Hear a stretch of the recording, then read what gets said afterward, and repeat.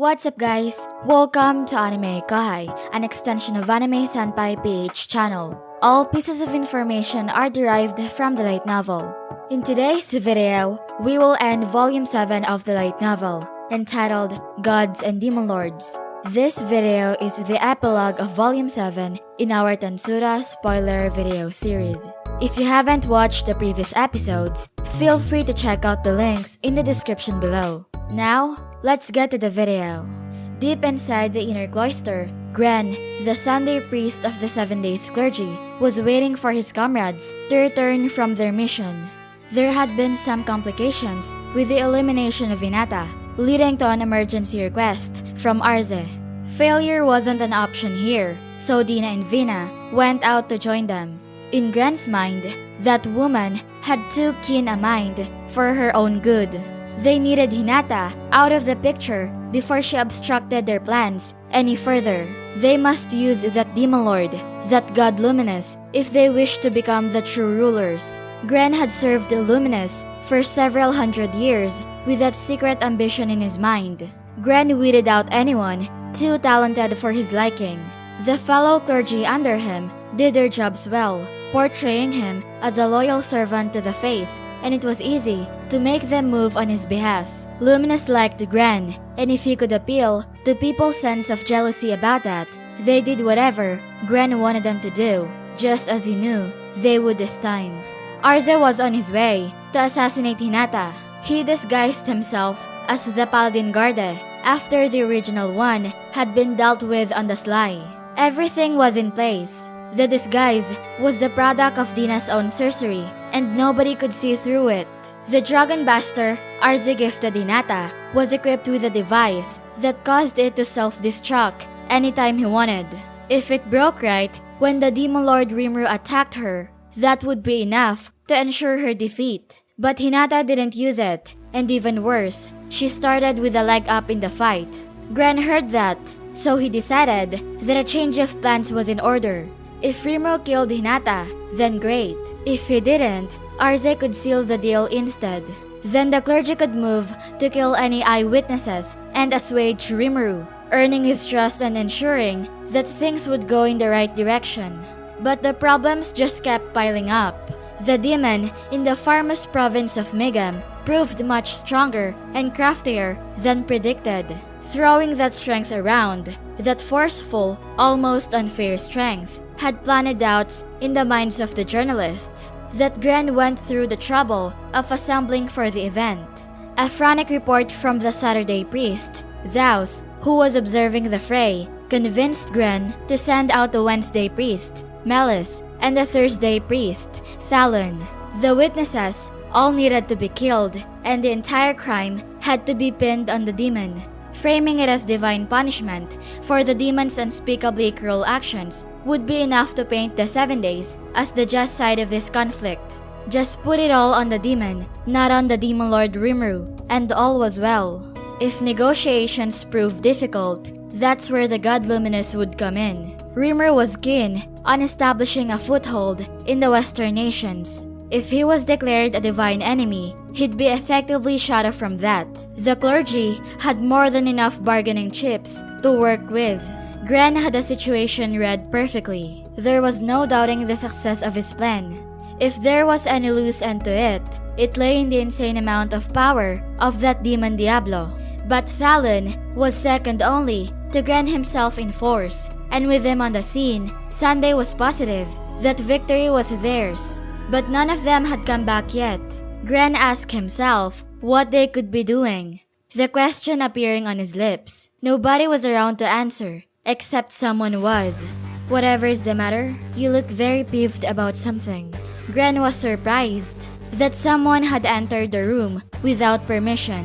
Then he turned around, and it was Cardinal NICOLAUS, HINATA's close confidant. Gren asked him why he was here. NICOLAUS replied that he had made quite an interesting discovery. He took out the crystal ball containing Rimuru's message. NICOLAUS told Gren that he had found evidence this had been tampered with. Interrupting a legendary hero was frightfully rude of him, but NICOLAUS didn't seem to care at all. A visibly annoyed Gren looked at the crystal and it was playing the full message, including the parts he thought he deleted. Picking up on Gren's disturbed reaction, NICOLAUS continued that he had to say he didn't care very much about what Gren's objectives were. NICOLAUS didn't even care if Gren used the favor he enjoyed from their god Luminous for his own aims. Gren told NICOLAUS to stop talking nonsense. Gren stressed that their god was a concept that lay in the hearts of them all. But NICOLAUS told Gren to stop trying to trick him. NICOLAUS had realized ages ago that the god Luminous existed. Lady HINATA had kept it a secret, so he simply followed her lead. But as NICOLAUS said, he truly didn't care, nor did he care about how Gren tried using this god. Gren could almost hear NICOLAUS saying to himself. Gren opened his eyes wide, and NICOLAUS returned the gaze with a thoughtful-looking expression, his eyes as eerie and his emotions as opaque as the waters of a marsh. Elders as destructive as you have no place in this world. Disintegration, said NICOLAUS. Gren had no time to say anything else, his face frozen in surprise as he disappeared into the storm of light particles and faded from sight. NICOLAUS called him a cursed insect and said that he would never let him do harm to Lady HINATA. With those parting words, NICOLAUS returned to his study as if nothing was amiss. The good Cardinal was more than just HINATA's confidant.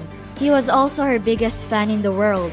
And to NICOLAUS, all this religion was another way for him to stay connected to HINATA. This made him a heretic, an unbeliever, at the highest echelons of the papacy. His faith was directed toward no god at all, but a single mortal woman. Inside the warm, firelit room, Granville Rosso sat on a heavy, padded chair and meditated. He silently cursed NICOLAUS as he opened his eyes. The blinding light of the disintegration burned into his mind. Granville Rosso was none other than Gren himself, the Sunday priest and leader of the 7 days clergy. Granville had the ability to send his spiritual power into other people possessing their bodies, and he had just transferred himself to another host the other day. Now all that effort was wasted. Today's experience was a chilling one, even for him. If that had been his actual body, the Cardinal really could have ended his life. That only added to Granville's rage, but perhaps the time was ripe to pull out anyway. As he opened his eyes, he sensed Glenda approaching his mansion. It meant things hadn't gone according to plan. It was all a failure. The moment she stormed into the room and saw Granville, Glenda began shouting that they couldn't do it, that there's no way she could handle that monster, and it was crazy. Glenda looked exhausted, like she ran all the way here from the battlefield. There was no doubting her, it was the truth. Granville said that Glenda could have taken the other battle sages on as a team, but Glenda stressed that he's just not on that level. She explained that in battle, her nose was highly sensitive to the smell of death. Glenda had decided that it was all trouble for her, so she pushed the battle on Sada's shoulders and ran off. She continued that Guy was a Demon Lord class foe, maybe even stronger, for all she knew. It sounded like an exaggeration to Granville, but he'd still received no contact from his 7 days companions. He even sought out their presences somewhere in the battle over there and found nothing. As much as it shocked Granville, it was the incontrovertible truth. Several days later, the spies he had deployed across the land informed him that King Edward had been deposed. The journalists on the scene were all safe at home, reporting their accounts far and wide. There were even rumors from Blumond that Tempest was planning a grand festival for themselves. Putting all these reports together, the only conclusion to make was that Granville's plan had failed. The 7 days clergy, Granville included, were no more, and the good name of the god Luminous could no longer be leveraged. Then his beloved Maribel gave another prediction, that it was too dangerous. Maribel was referring to Tempest. Granville failed to understand what this meant. He asked Maribel if she meant the angel's attack. "No, grandfather," replied Maribel. She continued that Demon Lord sought to rule the world through economic policy. ruling the human realms through their finances was the aim of the Rozo family, the exact plan Granville had underway this very moment. Granville said he couldn't be, but Maribel insisted that they needed to crush the Demon Lord because it was really going to happen. Maribel wasn't one for lying, at least not up to now. It made her suggestions worth listening to all the more. She stressed that in the near future, it would happen for sure, and swore it on her name as Maribel the Greedy. Granville was convinced and said if that's what she said, he was sure it should be so. After all, Maribel was both Granville's direct descendant and a reincarnated girl. She was the future hope of the Rozos, gifted with knowledge of the other world and an uncommon amount of power. As long as Maribel lived, Granville thought, as the flames of ambition began to burn anew, the family would never be defeated. It didn't exactly come easy, but Rimuru patched things up with Luminous and cleared up the drama between himself and HINATA. In exchange, as a sort of apology, they agreed to send out a Western Holy Church missive declaring the Tempest to be harmless. All this came about because of how hard it was for them to understand each other, but Rimuru was sure it wouldn't be the last time either. But to him, this was also a lesson for both sides, a trial they should strive to overcome and improve themselves with. The occasion also led them to reconsider the relationship between Tempest and the Holy Empire of Lobelius. For the time being, they agreed to sign a non-aggression treaty and give tacit consent not to meddle in each other's affairs. The whole thing with Veldora was an outstanding issue, but it was no skin off his nose, really. It was more of Veldora's personal problem and not a Tempest matter.